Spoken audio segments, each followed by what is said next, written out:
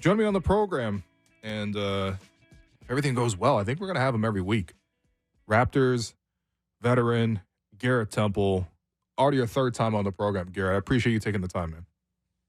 No problem. Will, it's great to be here, man. Thanks for having me. Yeah, of course. I feel like first off, I feel very relieved that you're not wearing the suit, man. Because I look down at myself and I'm like, I'm just in a hoodie right now. It's a little OVO hoodie, it's fine. But if you had the suit on, this would be a mismatch. That's all I'm saying. Now we both got the hoodies on. You know what I'm saying? I got my Yeah, Raps hoodie on. You got your OVO. We matching today. yeah, exactly. No, we got one of these. I want you to put on the suit for the interview, and I'm gonna do the same, and we'll make it look Uh, super formal. Um, anyway, so one thing I wanted to talk to you about, just starting with the team right now, is the Raptors. I don't know if you've been part of a season like this where it's like four teams in one. You know what I mean? The starting off, like you guys had the original starting five, and you guys were trying to compete, didn't really work out. Then OG gets traded as another team now with Quickly and RJ with the rest of the group with Scotty and Pascal leading the way.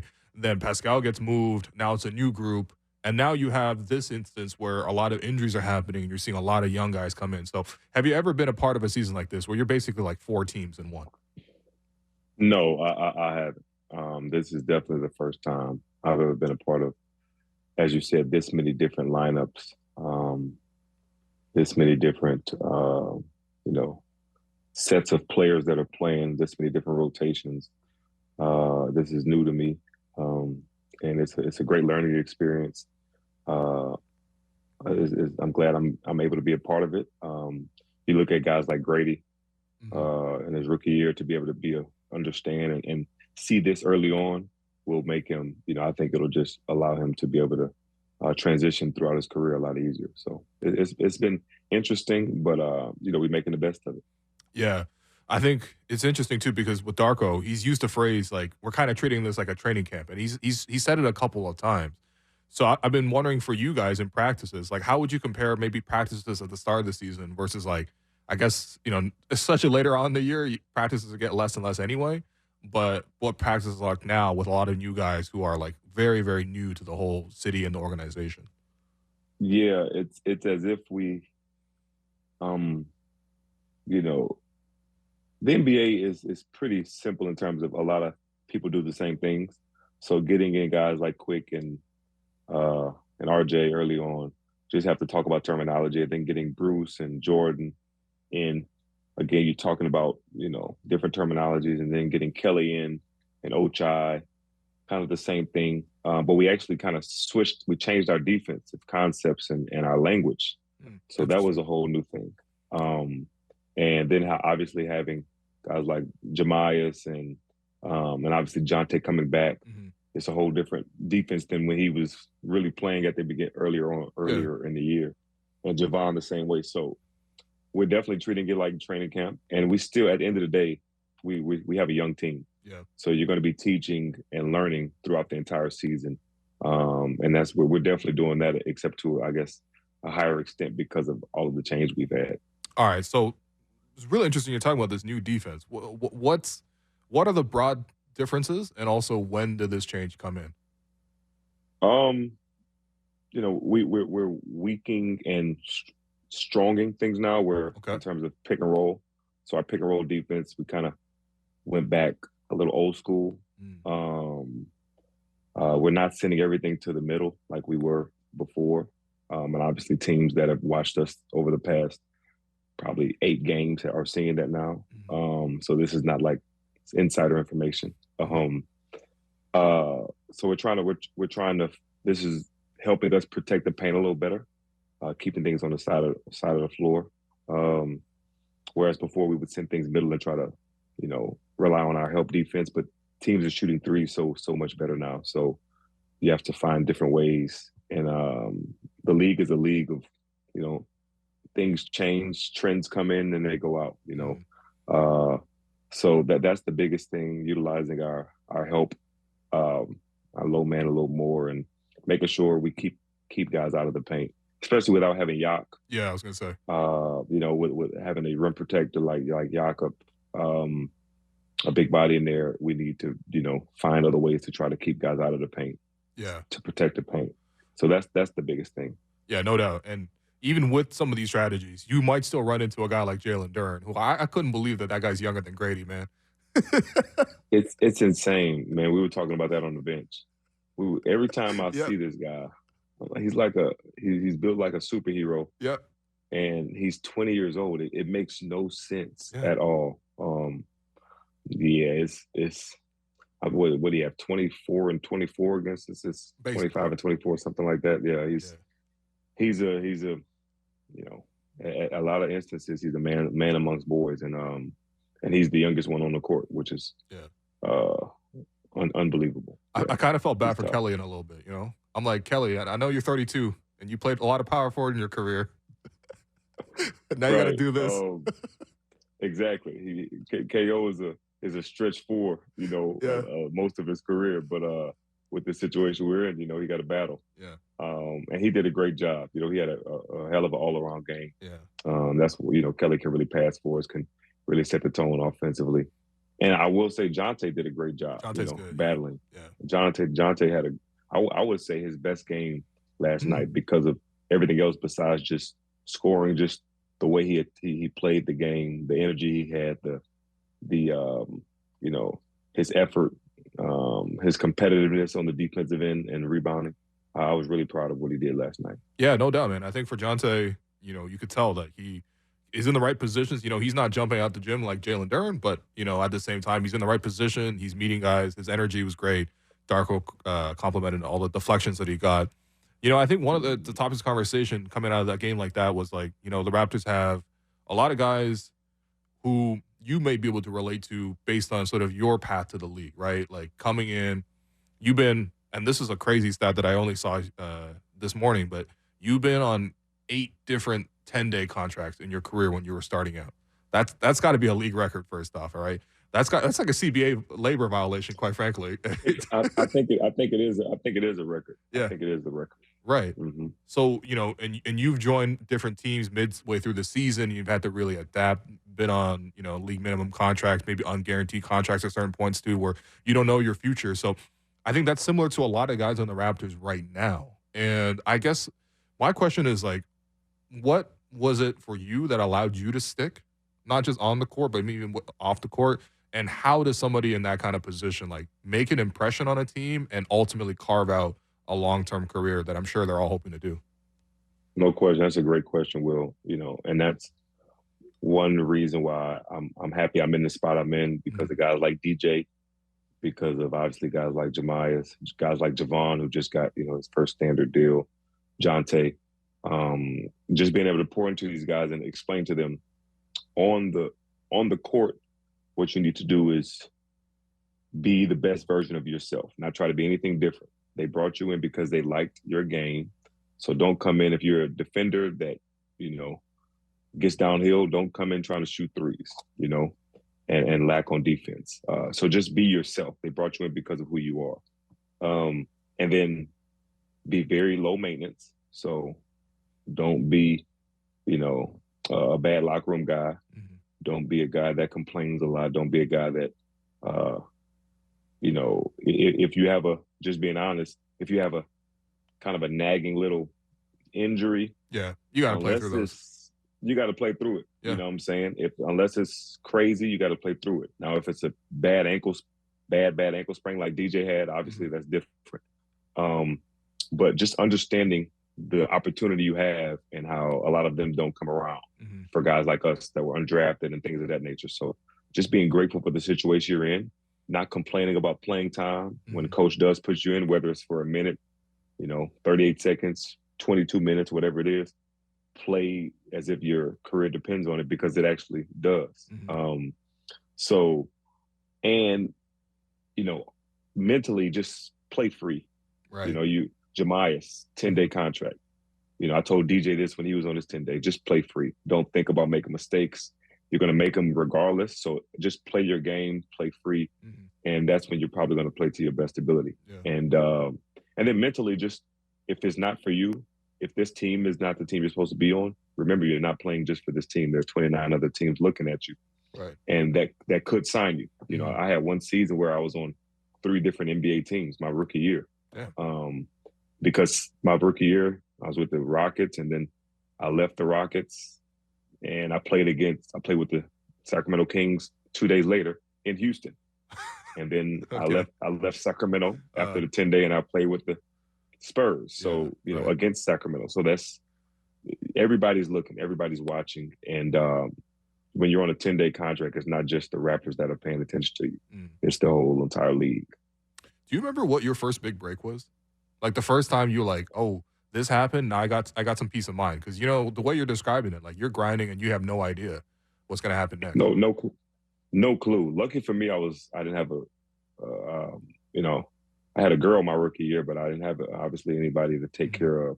My first big break, I went to training camp with Miami, and they really liked me. This was right after they won the first championship. Okay. But they decided to go with somebody that was on the team the year before.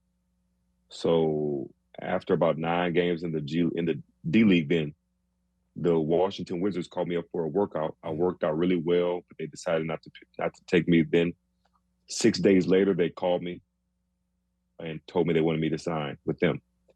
But I had, my agent had talked to Miami and told them we kind of will give you first right of refusal. Right. And so Miami said, "Well, we want you. We picked the wrong guy. We wish we had picked you." And I kind of had already gave Washington my, they called and said, "Do you want the non-guaranteed contract?" I said, "Yeah, for sure. I'm not on the NBA team." Yeah. Then the next day we reached out to Miami just to let them know, and they were like, "Oh no, we want you." So I had to choose between the defending champion Miami Heat or a 3-22 Washington Wizards team. Damn. And I went with my gut and knew that, even though Spo called me, Dave Fizdale called me, they tried to recruit me. I went with my gut and went to the Wizards because of the fact that I was going to have a chance to play. Yeah. And I played. I was on a non-guaranteed deal. It was late December. I was on a non-guaranteed deal for about 20 days. And the guaranteed date hit, and I made the roster. The first big break was actually the second game of that deal when I played against the Orlando Magic. I was the backup point guard. And Jameer Nelson was playing really had 14 points against our starting point guard. So they put me in a game to defend him. I played really well, and I started the second half. Oh. And then I started the rest of the games. Damn. And they decided to keep me and release the guard that was ahead of me. Right. So that was the first big break, and I signed guaranteed deals since then. Did you do anything to celebrate that? Was there like? I didn't. I didn't. It was just, okay. I made that team, and then that next summer I signed a 1-year deal with DC, and I was just excited, man. I was ecstatic. Yeah. I was looking at the basketball reference page today, and first off, do players check their own basketball reference page? Like, is that a thing? Have you ever opened up basketball reference and looked at your own resume? Yeah, I have. We definitely check basketball reference because it's just so simple. Like, it is. If we're looking up guys' stats, if we want to having a debate about who's better or what they do this, that guy averaged this. When did he average 18 a game? He never averaged 18. You look at basketball reference. It's very simple. Okay. You can see his playoff stats, all of that stuff. Because that's what we in the media do. We're fans just like y'all. Yeah. We're fans just like y'all. Damn, I didn't know that. Okay. I was opening up basketball reference page and I realized I had completely forgotten about this, but you were part of that Wizards team that swept the Raptors back in 2015. Yep. Yeah. When I remember Lou Will, that was the year Lou was there. Yeah, the Raptors used to run basically this Allen Iverson loop play for Lou to get down to his left hand all the time. Always the left hand. We just trapped it. We just ran our big man. We ran Nene out there to trap him before he even caught the ball. Yeah. And Coach Case never switched up. He kept trying to run it with Lou in the game. So I saw Coach Case last night. But 4-0. We had a lot of great first round. The year before we had a first round. We beat the Bulls 4-1, I think, when Jimmy and Nene got into it. Yeah. But we had some great first round games, But second round we couldn't get past Atlanta. Right. I want to say Atlanta both times. Right. You were also there when what was the one where John Wall jumped on the table after Game 6? No. Was that John Wall? I wasn't there. No? Okay. That was John Wall. That was John Wall. I wasn't there. Yeah. I wasn't there then. I was there when Paul Pierce called game. Oh. But I wasn't there when John jumped on the table. That was the year after I left. And that was when they played Boston. And I actually went to watch him play Game 7 in Boston. Got you. Yeah. Paul Pierce, 2 years in a row, they sent the Raptors packing for a while. There's this infamous clip where Paul Pierce actually beat the Raptors. I think it was with the Nets at the time. And he was like, as Paul Pierce does, he likes to talk a little trash or whatever. And he took off his headband and he threw it into the crowd. And the Raptors crowd threw the headband right back at him, man. They're like, "No, get out of here." I love it. That sounds about right. Yeah. I love the Raptors fans, man. Shout out to the Raptors fans. For sure, man. Everywhere. Yeah. Everywhere I've been, Detroit, it sounded like a home game for us. Yeah, man. for so sure. We just a shout out to the Raptors fans. Mm-hmm. Canada, Toronto really, really represents everywhere we go. Yeah. Hey, I wanted to ask you, speaking of your career now, and again, I was looking at the Basketball Reference page, and I realized, I was like, how many players in the league right now got more tenure than Garrett Temple right now, right? And that's a nice way of saying, that's a fancy, nice way of saying who's older than Garrett Temple in the league right now. Right. And sure. I looked up the list. You are 5th in the league right now in terms of oldest active players in the league. So I wanted to see if you can guess the 4 guys ahead of you, and maybe the rest of the guys in the top 10. But so just age, age-wise? Just age-wise, okay. not longevity in the career. LeBron. Of course. Kyle Lowry. Yeah. PJ Tucker. Oh, that was a tricky one. That was the one I thought you might trip up on. No, because I played against PJ in college, and I was a redshirt freshman when he was a junior or a senior, I want to say, his junior year. So I know PJ's older than me. PJ, Kyle, Bron, Chris Paul. Yeah. Those are the 4. Those are the 4. Yeah, for sure. Yeah, I didn't know you would get Kyle because Kyle was only older than you by like a month. But me and Kyle know each other, but we were really close. So we roomed together in high school at an All-American game. Oh, okay. So he's born March. His birthday is this month, I want to say. It's around the trade deadline because there's one year when the Raptors were playing in Tampa. Everyone thought Kyle was going to get traded at that deadline because he was coming into the last year of his deal. So the Tampa year, it was deadline because the deadline was further back. So his birthday is March. His birthday is March. Yeah. Yeah, we always joke about who's older by a few months. You say the other 5 though. So the other 5, go ahead. Wes Matthews. That's a deep cut, man. Shouts to Wes Matthews. Got the start last night for the Hawks. Wes Matthews. Yeah, I saw that. Played 14. Yeah. I got to go with Wes Matthews, Jeff Green. Jeff Green, of course. I want to say Joe Ingles. That's a great pull. That's number 10 on this list right now. Oldest active players. Yep. Next, I'm gonna go with. I got to go with Patty Mills.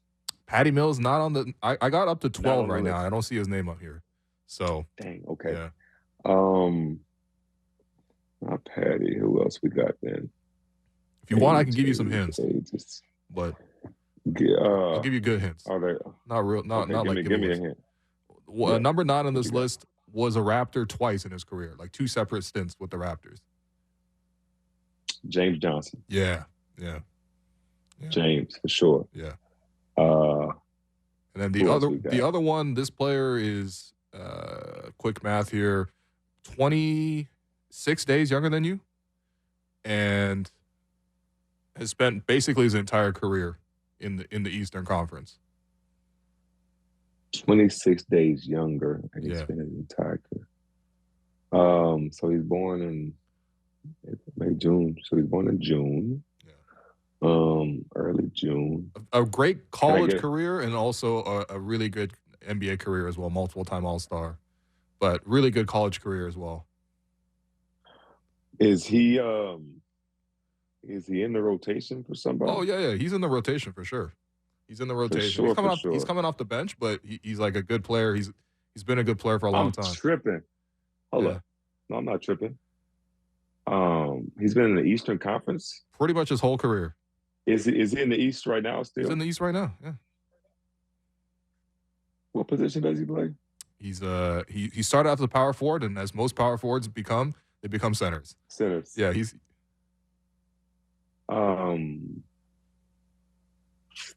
wow. Yeah. Oh, I'm tripping. I'm tripping. I'm big tripping. Wow. Yeah. Man. Al Horford, Of course. SEC guy, Yeah. of course. There you go. And D Rose got to be up there too. D-Rose not on this list. I only got up to 12. It says Mike Conley on here. He's Mike 36. Conley, I'm tripping. And then Mike's JaVale 36, McGee. I wasn't expecting him to be the 12th oldest player. Shouts to JaVale, man. Wow. You were with JaVale. I don't know if you guys overlapped in Washington or not. Yeah. No, I came after him. But JaVale's my guy. Yeah. For sure. All right. Oh, yeah. What about Taj? Yo, yeah. By the way, I saw Taj was with the Pistons last night. I forgot he was on the Pistons. Yeah. Taj is definitely a year younger, around my age. I feel like he's the same age as me. Yeah. Well, hey, listen. No offense to Taj, but you look way younger than Taj Gibson. Yo, when Taj got drafted, me and Taj have the same age. When Taj got drafted out of USC, I was like, Taj you're not 30? Younger. I was like, Taj is younger than me, but and he's a junior and he's a year older than me. Though. I don't understand. Taj has had that bald. Taj's been balding since a minute. That's my guy though. Yeah, no, they can't all be blessed like you, man. Like the hairline is still very much intact. Garrett, this is a great time, man. I got to call and catch up with you next week as well. I'll come up with a little quiz, maybe not just about the oldest players, but I appreciate you taking the time, man. And yeah, we'll call you again next week. Always will. Let's do it, baby. All right, there you go, Garrett Temple.